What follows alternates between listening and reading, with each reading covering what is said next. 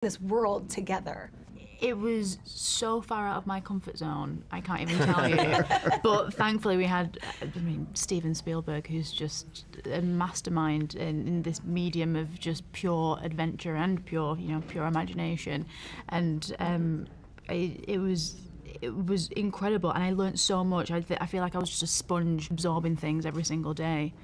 Yeah, I mean, I think it's, even Olivia and I were both talking about how shocked we were just when we first saw the film, because even though we were there every day, in production, and we saw some of the concepts and stepped into some of the environments in virtual reality that we would be walking around in the Oasis, all of that stuff for 2 years, so many minds had put their heads together and spent time animating this world that 60% of our film takes place in. So for us, it was such a shock, and it was so refreshing to see that, because it's kind of the first experience I've ever had where I watched a movie that I worked on where, because of the animation and because of, I had less of an emotional attachment to it because it was so new to me. So new to you, yeah. And it was so great. And Stephen, after all these years of creating masterpieces and incredible cinematic experiences for people, what makes you sign on to a project now? What is the it factor that you wanted to be a part of Ready Player One?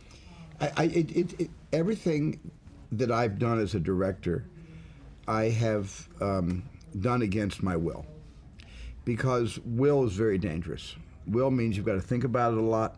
You got to use your head. You got to measure. Is this a sensible decision for me right now? Is it too similar to the last thing I directed?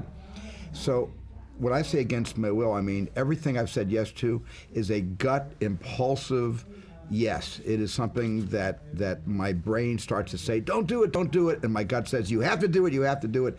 Ready Player One was a gut choice.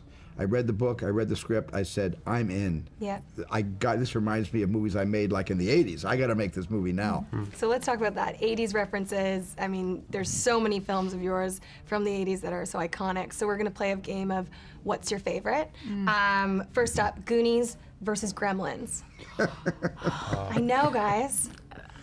I remember watching the Gremlins when I was too young to watch the Gremlins, and it really, really frightened me. I think I'd have to go Goonies. Goonies. Let's do Goonies. I'm too torn. I like them. I love them both. Okay, we're gonna stay in the middle on that one. All right. E.T. versus Poltergeist. You can choose too. I can? Yeah. Well, there's no choice there. Yeah, there's no choice at all.